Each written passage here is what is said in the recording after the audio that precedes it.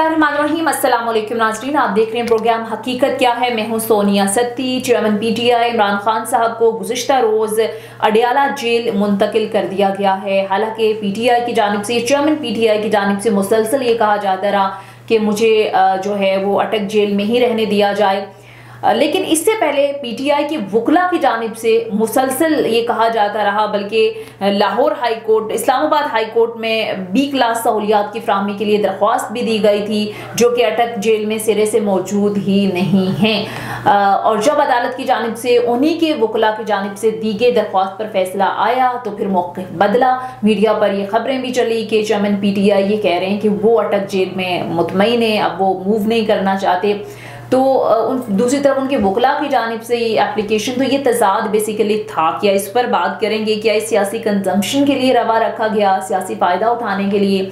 बहरहाल आगे चलते प्रोग्राम की दूसरे, यार दोबारा हो, गलत हो गया, दोबारा।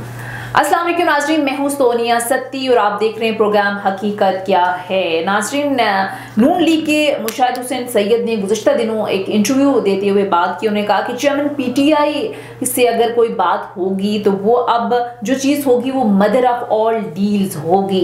क्या वाकई कुछ बैकडोर इस तरह की सिचुएशन चल रही है? क्योंकि कुछ चानगोइयाँ भी हैं कि शायद अब जो मुस्लिम लीग नून का या नवाज शरीफ साहब का एक बयानिया है एहतसाब का, उससे कोई रिलीफ मिल सकती है या पाकिस्तान तहरीक इंसाफ किसी बार्गेनिंग पोजीशन में आ सकती है। गो के गुज़िश्ता दिनों जब निगरान वज़ीर आज़म अनवारुल हक काकड़ साहब से इस हवाले से सवाल हुआ तो उन्होंने कैटेगोरिकली इसे डिनाई किया और कहा कि किसी किस्म की कोई डील जो है वो नहीं हो रही, उस तरह की जो भी खबरें वो बनगढ़ंत हैं। अब सवाल ये भी अहम है कि क्या चेयरमैन पीटीआई की सियासी जो वापसी है उसका रास्ता हमवार हो सकता है? 9 मई के वाक़यात, जो कुछ भी होता रहा 9 मई को और उसके बाद जो तमाम तर रद्द अमल आया, क्या इसकी माफ़ी मिल सकती है पाकिस्तान तहरीक इंसाफ को? इस पर बात करेंगे। और नवाज शरीफ साहब का जो एहतसाब का बयानिया है, इस पर बड़ी बात हो रही है कि नवाज शरीफ पर बयानिया बदलने के लिए पार्टी के अंदर से दबाव डाला जा रहा है और कहा जा रहा है कि आप बयानिया बदलें, क्योंकि अगर नवाज शरीफ साहब का ये बयानिया रहा तो मौजूदा जो स्टैब्लिशमेंट है और मुस्लिम लीग नून के दरमियान एक रिफ्ट आ सकती है, जिसका फ़ायदा चेयरमैन पीटीआई या पाकिस्तान तहरीक इंसाफ को हो सकता है। इलेक्शन के हवाले से भी बात करेंगे। इलेक्शन कमीशन ने तो कह दिया है कि इलेक्शन जनवरी में होंगे, लेकिन क्या वाकई ऐसा मुमकिन है? बहुत सारी सियासी जमातों की जानिब से अभी भी कहा जा रहा है कि शुकूक व शुबात अपनी जगह पर मौजूद हैं। तो क्या इलेक्शन होने जा रहे हैं जनवरी में? इस पर भी बात करेंगे। चेयरमैन पीटीआई को गुज़िश्ता दिनों गुज़िश्ता रोज़ अडियाला जेल मुंतकिल कर दिया गया। हालांकि पीटीआई की तरफ से, चेयरमैन पीटीआई की जानिब से मुसलसल ये कहा जाता रहा कि अब मैं अटक जेल में एडजस्ट हो गया हूँ, मैं यहीं रहूँगा, मैं कहीं मूव नहीं करना चाहता। दूसरी जानिब पीटीआई की वकला की जानिब से इस्लामाबाद हाई कोर्ट में एक दरख्वास्त दायर की गई थी बी क्लास फैसिलिटीज़ के हवाले से, जो कि अटक जेल में तो सिरे से मौजूद ही नहीं है। और जब उन्हीं की दी गई दरख्वास्त पर फैसला आया तो फिर ये कहा गया कि नहीं, मैं यहीं पर एडजस्ट हूँ, यहीं पर ठीक हूँ। तो क्या ये तजाद जो है वो सियासी कंजम्पशन के लिए रवा रखा गया था और क्या सियासी फ़ायदा उठाने के लिए ये कहा गया और चेयरमैन पीटीआई की जानिब से? क्योंकि जैसे मैंने बात की कि उन्हीं के वकला की जानिब से जो दरख्वास्त दी गई थी उसी पर फैसला आया। सो आगे ये मामलात क्या बनते हैं, ओवरऑल सिचुएशन जो सियासी मंजरनामा है आने वाले दिनों में क्या होगा, डिटेल में बात करेंगे इस पर। और बात करने के लिए जो पैनल मेरे साथ मौजूद है, कैसर इमाम सदर इस्लामाबाद बार काउंसिल, इनसे ज़रा लीगल पॉइंट ऑफ व्यू लेते हैं और सियासत पर भी इनकी बड़ी गहरी नज़र होती है, इनसे भी एनालिसिस लेंगे। इसके साथ साथ पीपल्स पार्टी का मौक़िफ़ लेने के लिए पीपल्स पार्टी के सीनियर रहनुमा साबिर बलोच साहब प्रोग्राम में हमें ज्वाइन करेंगे। और इसी सारी सूरत हाल पर बात करने के लिए हमें प्रोग्राम में ज्वाइन किया है पीपल्स पार्टी के सीनियर रहनुमा साबिर बलोच साहब ने। इसके साथ साथ सदर इस्लामाबाद बार काउंसिल कैसर इमाम साहब ने भी प्रोग्राम में ज्वाइन किया। आप दोनों मेहमानों का बहुत शुक्रिया। आगाज आपसे करते हैं साबिर बलोच साहब। सर, ज़ाहिर हमने देखा बिलावल भुट्टो साहब बड़े गरजे बरसे इलेक्शन के मामलात को लेकर, उनकी जानिब से बड़े वाज़े तौर पर कहा गया कि आइन के अंदर जो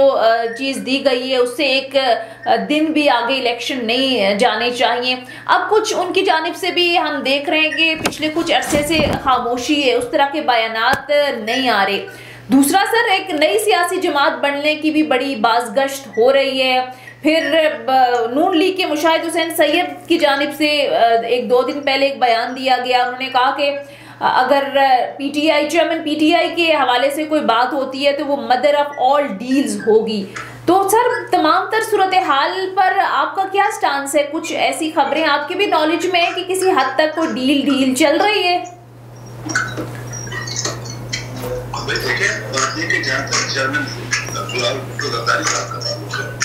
उन्होंने तो डे 1 से जब से इलेक्शन के मामला में पहले उनका स्टैंड तो एक ही स्टैंड है और वो एक प्रिंसिपल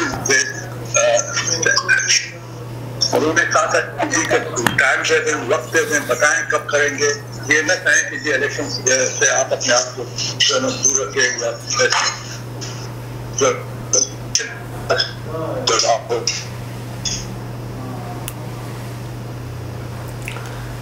कैसर इमाम साहब आप सुन सकते हैं? साबिर बलोच साहब आपकी आवाज़ हम सही तरह सुन नहीं पा रहे, मैं दोबारा आपकी तरफ आती हूँ। कैसर इमाम साहब सर आप सुन सकते हैं? जी आपकी आवाज आ रही है। अच्छा कैसर इमाम साहब, चेयरमैन पीटीआई को कल रात अडियाला जेल मुंतकिल कर दिया गया।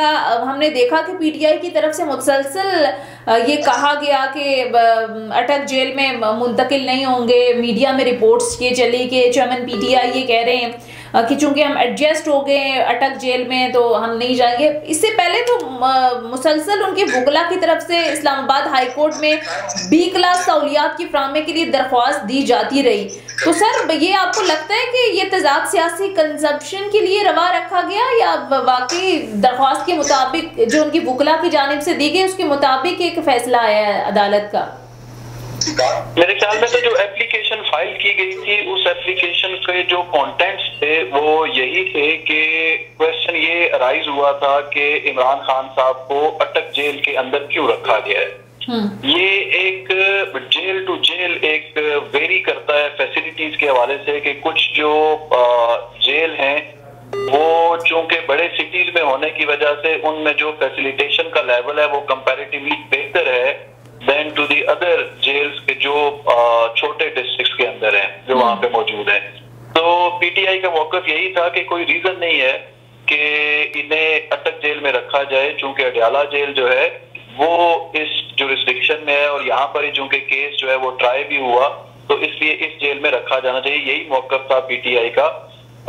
उसके बाद फिर जब ये पिटीशन आर्गू हुई उसमें भी यही कहा गया और इस पे जो ऑब्जर्वेशन आई कोर्ट की वो भी यही आई। तो मेरे ख्याल में तो ये एक एडमिनिस्ट्रेटिव मामला था और जिसमें उन्होंने कोर्ट से भी ऑर्डर लिया कि अडियाला जेल के अंदर मुंतकिल किया जाए और उसी की कंप्लायंस में जो है वो मुंतकिल कर दिया गया अडियाला जेल में। और ये जो कल जो कहा जाता रहा कि मैं एडजस्ट हो गया हूँ, मुझे जरूरत नहीं है, जिस तरह से अभी आपने बात की कि ये तो एक एप्लीकेशन फाइल की गई थी जिसके नतीजे में अदालत ने ये फैसला दिया, तो ये तजाद क्यों था फिर? मेरे ख्याल में ये था कि उस वक्त शायद जो है जब इमरान खान साहब वहां पे गए थे तो सहूलियात की वो पोजीशन नहीं होगी जब ये पिटीशन फाइल की गई थी।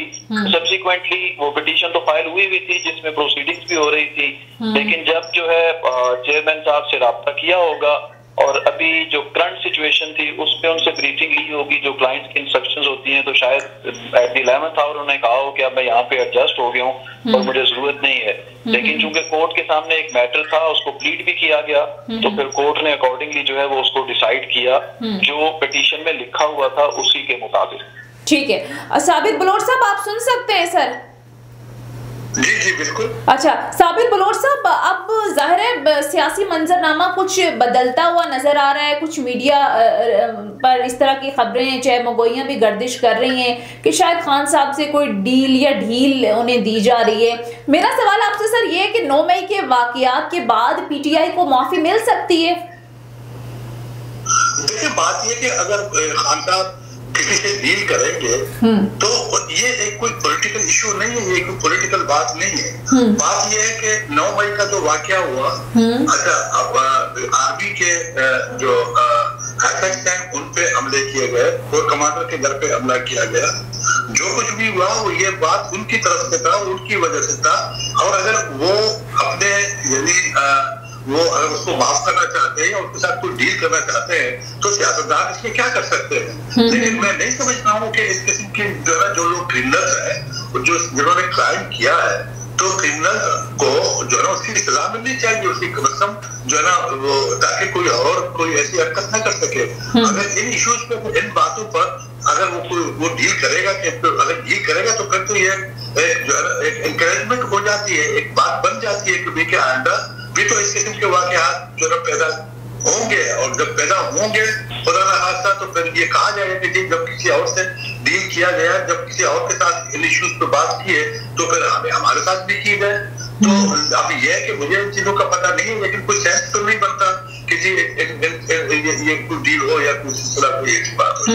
अच्छा कैसर इमाम साहब, आपको चेयरमैन पीटीआई की सियासी वापसी का रास्ता हमवार होता नजर आ रहा है? एक तरफ मुस्लिम लीग नून का जो एक बयानिया है, खासकर नवाज शरीफ साहब का, जिस तरह से वो एहतसाब की बातें कर रहे हैं, क्या पीटीआई बार्गेनिंग पोजीशन में आ जाएगी या बार्गेनिंग पोजीशन पीटीआई की इससे बेहतर हो सकती है?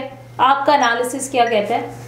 देखिए, मैं जाती तौर पे ये समझता हूँ कि पॉलिटिकल पार्टीज का जो काम है मेनली वो पॉलिटिक्स में रहना और एक सर्व करना है पब्लिक ऑफ द स्टेट को। तो जो भी पॉलिटिकल पार्टी फॉर्म हुई है, अनलेस कि वो लॉ के फोर कॉर्नर्स में रहे, तो उसको ये फ्रीडम देनी चाहिए कि वो एक पॉलिटिकल प्रोसेस में आए। जो कानूनी मामला है इसके अंदर वो ये है कि जो ऑफेंसिव कमिट हुए, जो एफआईआर्स हुई, जो प्रोसिक्यूशन चल रही है, वो डेफिनेटली बिल्कुल एक सेपरेट मामला है। लेकिन पीटीआई का एक पॉलिटिकल पार्टी होना वो एक एडमिटेड सी पोजीशन है, और उसमें शायद किसी को भी कोई इनकार ना हो। जो बाकी भी पॉलिटिकल पार्टीज के लीडर हैं वो भी बड़ा ओपनली ये कह चुके हैं कि पीटीआई पॉलिटिक्स में हिस्सा ले, तो उन्हें भी कोई एतराज नहीं है इनकी उस पॉलिटिकल एक्टिविटी से। हाँ, किन की लीडरशिप में ले, who should handle the party, ये लाज़मी बात है, एक पॉलिटिकल पार्टी का अपना डिसीजन। ठीक है, तो साबिर बलोच साहब, आप सारी सूरत हाल को कैसे देखते हैं? अब इलेक्शन के हवाले से इलेक्शन कमीशन ऑफ पाकिस्तान ने तो कह दिया है कि जनवरी में इलेक्शन होगा, लेकिन अभी भी इस हवाले से जाहिर है शुकूक और शुबात अपनी जगह पर मौजूद हैं। तो आप इलेक्शन होते हुए देख रहे हैं जनवरी के अंदर? देखिए, मैं अर्ज करूं कि देखो मेरी पार्टी का, मेरे पार्टी के चेयरमैन का आसिफ अली खान जरदारी साहब को उनका हमेशा से स्टैंड रहा है कि भाई देखो, जब भी इलेक्शन की बात होती है, इलेक्शन कमीशन में जब भी इलेक्शन करवाने की बात करेगा तो उसमें सबसे बुनियादी बात है को इलेक्शन के शेड्यूल का ऐलान कर देगा कि भी फलाना तारीख को नॉमिनेशन होंगे, फलाना तारीख को जो ना स्क्रूटनी होगी, फलाना तारीख को ये होगा, वो होगा। एक बाकायदा एक चार्टर है, एक पैकेज है, इलेक्शन कमीशन उसको जो है ना उसका अनाउंसमेंट करेगा। तो सिर्फ ये तो नहीं चाहिए जनवरी के महीने में या 2024 में या 2000 फलाने में इलेक्शन हो जाएंगे, वो तो नहीं हुआ। अगर तारीख और उन्होंने तारीख तो स्पेसिफिक डेट तो नहीं दी है, वो सिर्फ ये कहा कि जनवरी के इलेक्शन आखिर में इलेक्शन होंगे। वो नहीं भाई जनवरी के आखिर में इलेक्शन होंगे। उनको तो मेरी पार्टी का तो स्टैंड यही है कि जी आप पूरा डील हमें बताया, पूरा डील दे दे जो इलेक्शन का तरीकेकार है। अच्छा, जहां तक आपको इस बात का ताल्लुक है कि जी इलेक्शन होंगे या नहीं होंगे, देखिए इन्हीं बातों से, इन्हीं चीजों पर तो क्या पैदा होती है। अब आप इलेक्शन के शेड्यूल को ऐलान नहीं करते, आप जो है ना बताते नहीं है, तो इन चीजों से, इन्हीं चीजों को रोकने के लिए तो पीपल्स पार्टी कहती है कि भाई आप जो है ना वो पूरा जो पैकेज बता दें, लेकिन वो नहीं हो रहा। तो जाहिर है उसके बाद तो पैदा हो रहे हैं, लोग कहते हैं, कुछ कहते हैं, कोई कहता होगा, कोई कहता नहीं होगा। तो एक आज की सिचुएशन तो पैदा है ना मुल्क में, लोगों को डाउट है, लोग यानी एतराज तो कर रहे हैं कि ठीक है। अच्छा साबिर बलोच साहब, ये बताएं कि आपको लगता है कि चेयरमैन पीटीआई के हवाले से या बड़े बयानात भी आते हैं गवर्नमेंट की जानिब से कि अभी पिछले दिनों भी निगरान वज़ीर आज़म ने जिस अंदाज में बात की कि चेयरमैन पीटीआई या पीटीआई के बगैर भी इलेक्शन हो सकते हैं, बैलेट पेपर पर बल्ले का निशान ना हो तब भी इंतखाब हो सकते हैं, तो आपको क्या लगता है सर, बराबर इक्वल अपॉर्चुनिटी मिलनी चाहिए? निगरान वज़ीर इत्तलात ने तो गुज़िश्ता दिन बात की, उन्होंने कहा कि तमाम जो रजिस्टर्ड सियासी जमातें हैं उन्हें इक्वल अपॉर्चुनिटीज मिलेंगी। तो आपको का वैसे पीपल्स पार्टी का स्टांस क्या है कि वो इलेक्शन में उनको पार्टिसिपेट करना चाहिए या 9 मई को जो कुछ हुआ अब उनको मौका नहीं मिलना चाहिए? आप क्या कहते हैं इस पर? नहीं, देखिए मैं वैसे तो एक पॉलिटिकल वर्कर के और पार्टी के कारकुन की हैसियत से जो मेरा पार्टी का स्टैंड है, मेरे पार्टी ने हमेशा जो कभी भी ये नहीं कहा कि किसी पॉलिटिकल पार्टी को ऐसा जो है ना वो नहीं मिलना चाहिए, उसको मौका नहीं मिलना चाहिए। हर शख्स का राइट है, उसका हक है कि वो इलेक्शन में हिस्सा ले। लेकिन बात यह कि अगर पीटीआई वाले यानी जिस तरीके से कहा जा रहा है, कहा गया है और देखा गया है कि जी इमरान खान को गिरफ्तारी की वजह से उसको उन्होंने जो है ना जो पाकिस्तान के जो अदारे हैं उनकी वहां जाके जो तोड़फोड़ की, घेराव किया, चलाया, सब कुछ किया, तो ये चीजें इससे तो बेहतर, इससे तो बहुत ही बदतर हालात में तो हम गुजरे हैं। हमारे साथ जो ज्यादतियां, जो जुल्म हुए, हमारे चेयरमैन को फांसी दी गई, हमारी शहीद मोहतरमा को उसकी जिंदगी उन्होंने ले ली, हमारे आसिफ अली खान जरदारी साहब हमारे लीडर हैं, पार्टी के सबसे बड़े हैं, उनको 12-13 साल बिल्कुल जेल में है ना। तो लेकिन इन चीजों को हमने पॉलिटिकली लिया, बर्दाश्त किया। अच्छा, और वो तो इतनी सी छोटी सी बात कीजिए कि देखो सियासतदान पाकिस्तान की एक तारीख है, बल्कि सब कॉन्टिनेंट की एक तारीख है कि यहाँ पॉलिटिशियंस ने हमेशा जेल जरूर गुजारा है। अच्छा, और जेल को बर्दाश्त नहीं किया है। नवाज शरीफ साहब ने जेल गुजारा है और हमारे पार्टी को तो आपको तो पता है जेल तो जेल है, उनके साथ कौन से जुल्म और कौन से जो है सख्तियां नहीं गुजरे हैं। बिल्कुल, बिल्कुल, हाँ। अच्छा, लेकिन अब उन्होंने आपके जो लोग हैं कि वो खुद कहते हैं, हम तो नहीं किया, हमने तो कभी नहीं कहा कि इन्वेस्टिगेशन वही लोग करते हैं, उन्होंने इन्वेस्टिगेट किया है, उन्होंने अपने मामला को देखा है, उन्होंने ये किया, वो किया है। अच्छा, अब ये कि वो कहते हैं कि ये तो जो है ना पॉलिटिकल पार्टी अपनी जगह पे, लेकिन उसकी लीडरशिप और उसके लोग जो है ना वो टेररिस्ट है, और वो टेररिस्ट का और वो कहा कि जी कि ये उन्होंने ये सियासत नहीं की है बल्कि उन्होंने टेररिज्म की है। ठीक है, अगर टेररिज्म किसी ने टेररिज्म की है या किसी ने जो है मुल्क दुश्मनी का सबूत दिए, सियासत की आड़ में अगर ऐसा किया है तो उसको उसी तरीके से ठीक है, पॉइंट टेकन। अच्छा, कैसर इमाम साहब, नवाज शरीफ साहब की वापसी के लिए अब बिलाखिर डेट भी अनाउंस हो गई है, लेकिन ज़रा अभी कंफ्यूजन बरकरार है।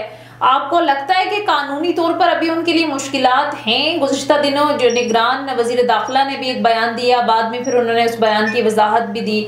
आपको क्या लगता है अगर वो वापस आ जाते हैं तो फिर क्या कानूनी हवाले से या लीगल पॉइंट ऑफ व्यू से अगर देखें तो उनके लिए मुश्किलात हैं या रास्ता बज़ाहिर साफ नजर आ रहा है? देखिए, लीगली तो उनकी जो कन्विक्शन है वो अभी तक इंटैक्ट है, लेकिन उसमें जो इम्पोर्टेंट पॉइंट है वो ये है कि उसकी रेफरेंस के अंदर को एक्यूज जो मरियम नवाज साहब हैं वो ऑलरेडी एक्विट हो चुकी है। तो कानून यही है कि जब एक रिलीफ किसी एक केस में किसी को मिलता है जो एक बेनिफिशियल ऑनर वाला कॉन्सेप्ट है, तो फिर जो सेम पेडेस्टल के ऊपर एक्यूज होता है उसको भी वही रिलीफ एक्सटेंड किया जाता है। तो मुझे तो ऐसा नजर आता है कि वो अगर अपनी बीमारी से जो है वो तंदुरुस्त हो चुके हैं तो वो वापस आएंगे, तो मेरे ख्याल में ये लीगली एक रिलीफ है कि जो उन्हें एक्सटेंड जो है वो होगा। वापस आते हैं तो बाज़ लोगों का ख्याल है कि वो सीधा जेल भी जा सकते हैं, जमानत भी उनको मिल सकती है। तो सिनेरियो क्या बनता है? अगर एयरपोर्ट पर आते हैं तो ऐसा भी हो सकता है कि उनको गिरफ्तार कर लिया जाए या जमानत मिल सकती है उनको? नहीं, मुमकिन है। एक हमारे लॉ में एक कॉन्सेप्ट है प्रोटेक्टिव बेल का जी, कि अगर कोई भी जो एक्यूज है वो ड्यूरिंग पेंडेंसी ऑफ ट्रायल या जब एफआईआर रजिस्टर हुई और उसे पता चला या आफ्टर दैट वो एब्सकॉन्ड करता है और वो फिर दोबारा अदालत के सामने अपने आप को सबमिट करना चाहता है, तो उसको फैसिलिटेट किया जाएगा प्रोटेक्टिव बेल देके कि अदालत तक पहुंचने तक उसको गिरफ्तार ना किया जाए।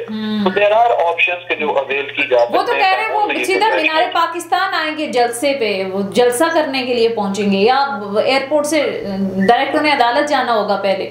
नहीं, अदालत उनके एब्सेंशिया में भी ये रिलीफ जो है वो इस्तेमाल हो सकता है। ये शकील मेमन साहब का भी केस है और उसके अंदर जो है अगर कोई बंदा फॉरेन कंट्री में वो पाकिस्तान आता है और वो चाहता है कि उसने अदालत में जाना है और अपने आप को सबमिट करना चाहता है बिफोर द लॉ, तो उसकी गैर मौजूदगी में उसकी प्रोटेक्टिव बेल जो है वो ग्रांट की जा सकती है। ये थोड़ी सी प्रोपोजिशन इतनी डिफरेंट हो जाएगी कि वो ऑलरेडी कन्विक्टेड एक हैं जो एप्लीकेंट होंगे, जो अगर सिंपल FIR हुई हो तो उसके अंदर तो ऑलरेडी जजमेंट है, और यहाँ पे सिर्फ डिफरेंस होगा कि वो कन्विक्टेड है, तो आया उन्हें प्रोटेक्टिव बेल का रिलीफ एक्सटेंड होगा या नहीं होगा, ये एक क्वेश्चन आएगा, जो कि मेरा ये ख्याल है कि जो क्रिमिनल जो स्टूडेंट जिस तरह डिवेल्प हुई पिछले कुछ अर्से में, तो ये एम्बिट में फॉल करेगा। तो सर अगर बहुत ज़ाहिर बात भी होती है कि चौथी बार नवाज शरीफ साहब को प्राइम मिनिस्टर बनाया जाएगा, चले ये तो इलेक्शन होंगे तो पता चलेगा अवाम ने किसको सिलेक्ट करना है, लेकिन वाकई अगर ऐसा सिनेरियो बनता है तो आपको क्या लगता है लीगली उनके लिए कोई मुश्किलात हैं प्राइम मिनिस्टर बनने में? गो के ये बात अलग है कि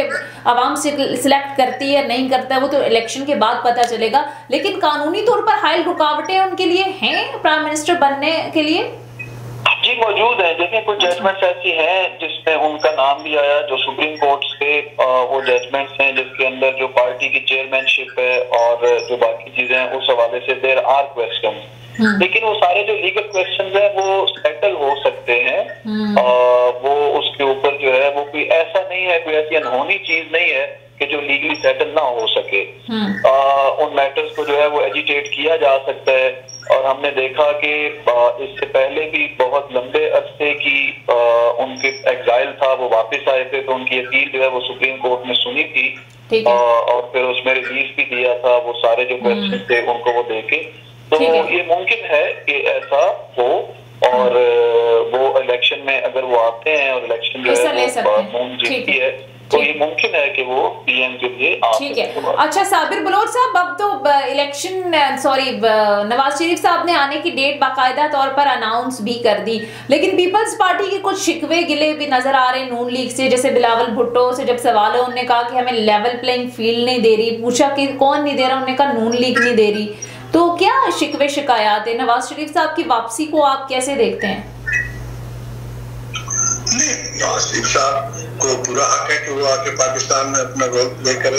वो पहले भी 3 दफा प्राइम मिनिस्टर रहे हैं यहाँ पे। पीपल्स पार्टी को कभी ये नहीं कहा कि वो जो है ना वो इलेक्शन में ना आए और सियासत ना करे, कभी नहीं कहा, बल्कि हमने तो हमारे लीडरान ने उनको हमेशा जो है ना सियासत में उनका साथ दिया है। इससे पहले भी इमरान खान ने जब उसके खिलाफ निकाला था, जुलूस निकाला था, वो जो वो किया था जो है ना पार्लियामेंट के सामने धरना दिया था, धरना दिया था, तो उसमें पीपल्स पार्टी ने खुल के आसफरीद खान सरदारी साहब ने उनका साथ दिया, पार्लियामेंट के इजलास में उनके साथ बैठे रहे और उन्होंने किसी किस्म की जमहूरी चीज का हिस्सा नहीं बनेंगे। और गाजी को एक दफा बल्कि 2-3-4 दफा नवाज शरीफ का उन्होंने साथ दिया, उसको इलेक्शन में आमादा किया उन्होंने, ये सब चीजें। लेकिन पीपल्स पार्टी ने तो कभी नहीं कहा कि जी को ना ठीक है। वो बाकी जो बिलावल साहब ने जो बात की थी गिले शिकवे की, इतनी बड़ी बात तो नहीं थी, लेकिन उन्होंने ये कहा था कि ये न सिर्फ हमारे लिए बल्कि हर एक के लिए एक फेयर एंड फ्री इलेक्शन होना चाहिए। ठीक है, इसके लिए कोई जैसे कोई हरकत पैदा नहीं करनी चाहिए।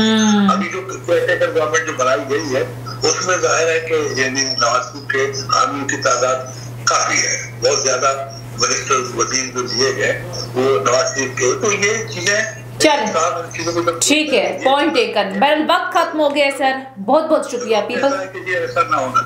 ठीक है, बहुत बहुत शुक्रिया पीपल्स पार्टी के सीनियर रहनुमा साबिर बलोच साहब और सदर इस्लामाबाद बार काउंसिल कैसर इमाम साहब प्रोग्राम में हमारे साथ मौजूद थे। आप दोनों मेहमानों का बहुत बहुत शुक्रिया। नाज़रीन ये था हमारा आज का प्रोग्राम के हवाले से फीडबैक जरूर दीजिएगा। अगले प्रोग्राम तक इजाजत दीजिए, खुदा हाफिज।